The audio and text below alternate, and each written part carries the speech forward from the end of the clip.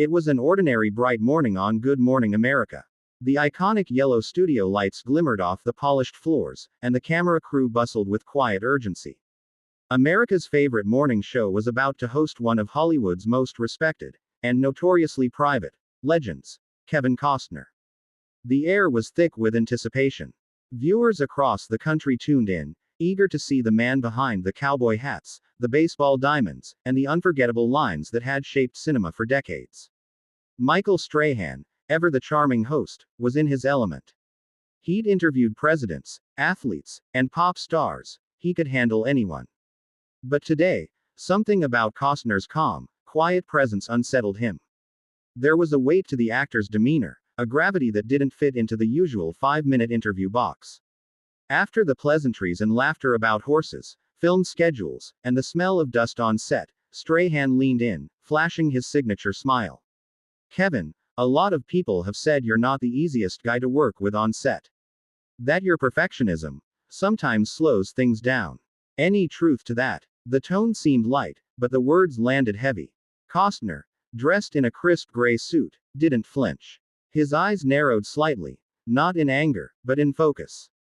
The studio seemed to grow quieter. Even the audience, used to upbeat celebrity banter, felt the tension. Costner took a slow breath, then leaned forward, elbows resting on his knees. His voice was low, deliberate, and unwavering. "Michael," he began, "you don't make something worth remembering by being easy to work with. You make it by caring. Sometimes more than others are comfortable with." The response caught Strahan off guard. His practiced grin faltered. "I get that," he said quickly. "I just meant, sometimes directors." Costner interrupted gently, but firmly. "Directors, producers, crew, we all want the same thing, the truth. But truth doesn't come quickly. It doesn't show up on the first take. You've got to chase it, fight for it, even bleed for it sometimes. That's not being difficult. That's called doing the work." The audience was dead silent. Every eye in the studio was locked on him. There was something magnetic about his tone, part lecture, part confession. He continued, gesturing slightly with his hands. "People don't talk about how many hours you spend staring at a sunset, waiting for the right light, or how many times you rebuild a scene because it doesn't feel real yet. They just see the final product and assume it was easy. But anything that lasts, anything that means something, is built on obsession." Strahan tried to recover the conversation, chuckling softly.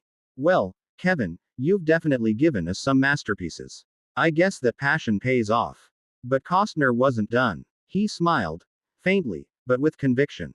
"Passion always pays off, Michael. It's just that most people don't stick around long enough to see the reward."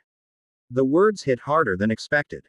The audience began to applaud, slowly at first, then louder, as if realizing they'd just witnessed something far deeper than morning show fluff. Strahan straightened up, nodding. "That's powerful, man. I think everyone in this room just learned something." Costner chuckled softly. "Maybe. Or maybe I just reminded them of something they already knew." The interview wrapped up on a lighter note, but the energy in the room had shifted. The usual TV gloss had been replaced by raw honesty. When the cameras cut, even the producers backstage stood frozen for a beat before bursting into whispered chatter. Kevin Costner had done what few could do on live television, turn a casual interview into a moment of truth. And as the show cut to a commercial break, Strahan glanced at him and said quietly, "You really don't miss your mark, do you?" Costner smiled, eyes steady. "Never have, never will." Backstage at Good Morning America, the atmosphere buzzed with that unmistakable mix of adrenaline and awkwardness that follows a live TV moment gone unexpectedly viral. Producers were whispering into headsets, replaying clips, checking social media. The control room screens were already flashing trending hashtags. Hashtag Kevin Costner shuts down Strahan. Hashtag morning show drama. Hashtag Costner unfiltered. Kevin Costner, however, seemed completely unbothered.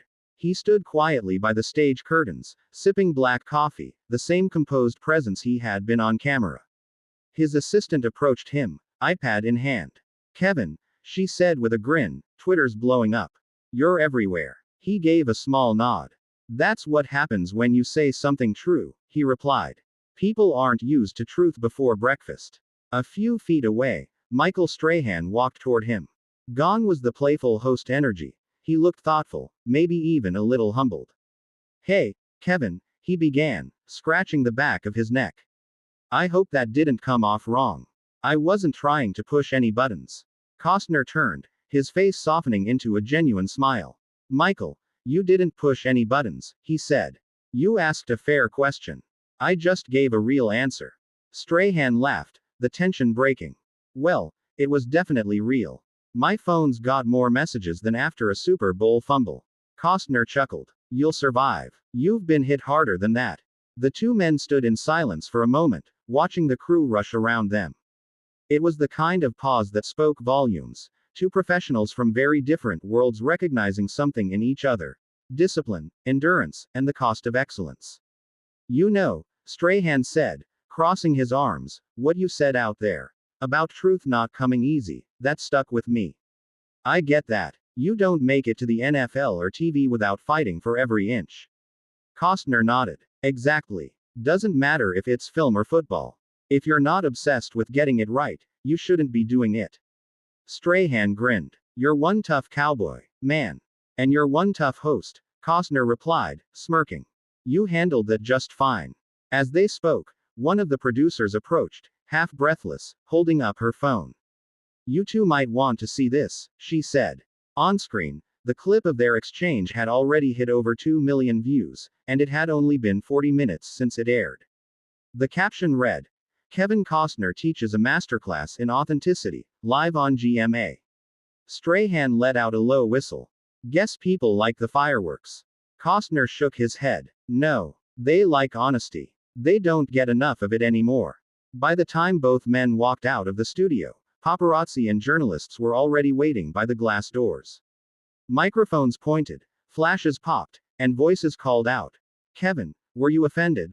Michael, do you regret the question? Was that argument real or scripted? Costner stopped, adjusted his jacket, and looked at the crowd of reporters. No argument, he said simply. Just two people having an honest conversation. Strahan nodded beside him. We're good, he added, clapping Costner on the shoulder. That's what happens when you put two passionate guys in the same room. The story didn't fade. Within hours, entertainment outlets picked it apart, talk shows replayed it, and fans debated it online. Some called Costner arrogant, others hailed him as fearless. But amid all the noise, one theme stood out: authenticity. Later that afternoon, when Costner sat for a short follow-up with Variety, the journalist couldn't resist bringing. By afternoon, the storm had reached its peak. Every entertainment network replayed the now infamous clip of Kevin Costner shutting down Michael Strahan on Good Morning America. The moment was being dissected from every angle: the tone, the timing, the silence that followed. Commentators called it the most intense 30 seconds in morning TV history. Others hailed it as a rare display of raw authenticity. Costner, though, remained entirely unfazed. He sat in his hotel suite overlooking Central Park, sunlight filtering through half-drawn curtains. On the table beside him, a newspaper headline blared: Kevin Costner strikes again, Hollywood legend confronts TV host live. He smirked, shaking his head slightly. They always make it sound like a fight, he muttered. His publicist, Megan, paced nearby, scrolling through her phone. Kevin, this thing's everywhere, she said. CNN, TMZ, YouTube, even sports sites are running with it because of Strahan. You're trending higher than half the presidential candidates right now. Good for them, he replied calmly. At least they're talking about something real for once. Megan stopped pacing, eyeing him curiously. You don't regret it? Not even a little. Costner looked up, his gaze steady. You can't regret telling the truth. People forget that good art, doesn't come from playing nice. It comes from being honest, even when it's uncomfortable. Especially then. He leaned back, recalling the moment in the studio, the bright lights, the slight sting in Strahan's question, and the stillness that followed his answer. It wasn't anger that drove him, it was clarity. He had seen too much of Hollywood's polite fakery, too many smiles hiding compromise. That morning, for once, he'd spoken plainly. Across town, Strahan was having his own reckoning. At GMA headquarters, the team was still buzzing about the incident. That was pure gold, one producer said. Ratings are through the roof.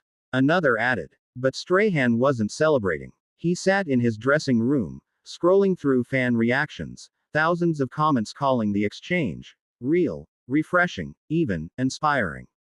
He chuckled softly, shaking his head. Man called me out. And somehow I look better for it, he murmured. His phone buzzed. A text from Costner. No hard feelings. You handled it like a pro. Respect. Strahan grinned. All good, brother. Let's do round 2 sometime. Off camera, he texted back.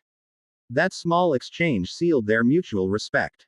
What could have been spun into rivalry became something deeper, a shared understanding between two men who had spent their lives performing under pressure.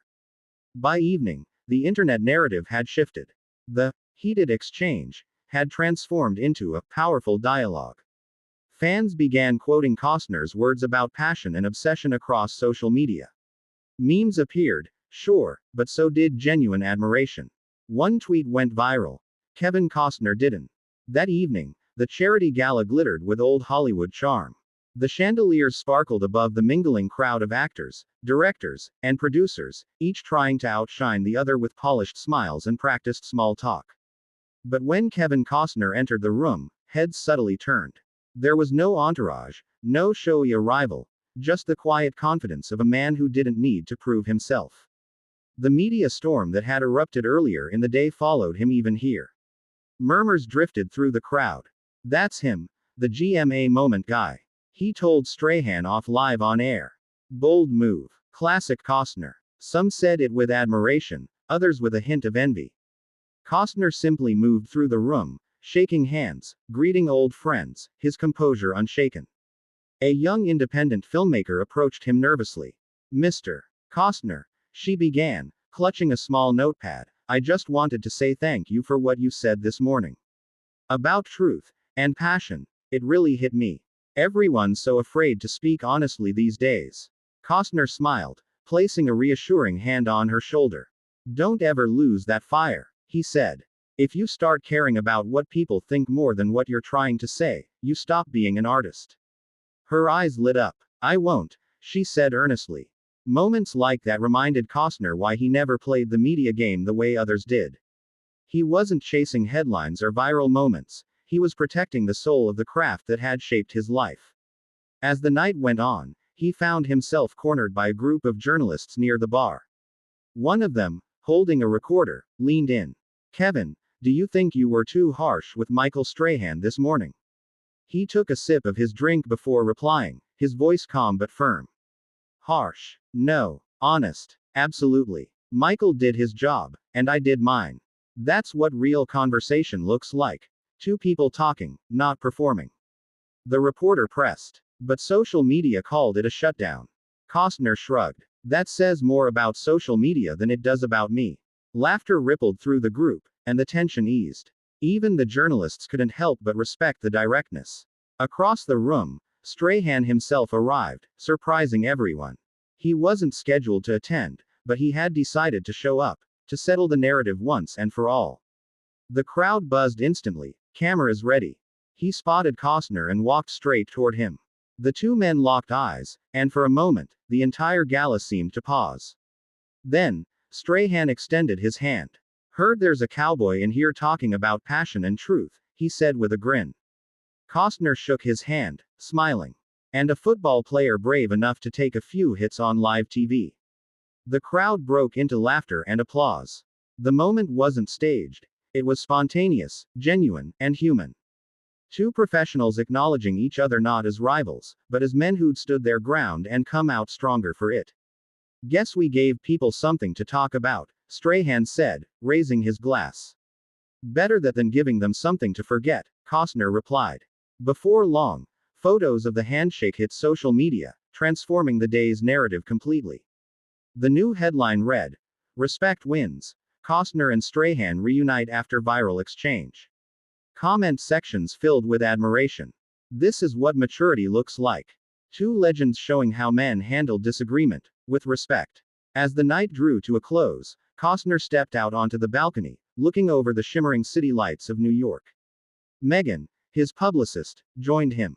You know, she said, you turned what could have been a PR mess into one of the most talked about TV moments of the year. Costner smiled faintly, eyes on the skyline. You can't control the story, he said. But you can control how you live it. Down below, flashes from paparazzi cameras still flickered, but inside, for the first time all day, there was peace. Kevin Costner had faced the storm, stood by his truth, and turned controversy into clarity.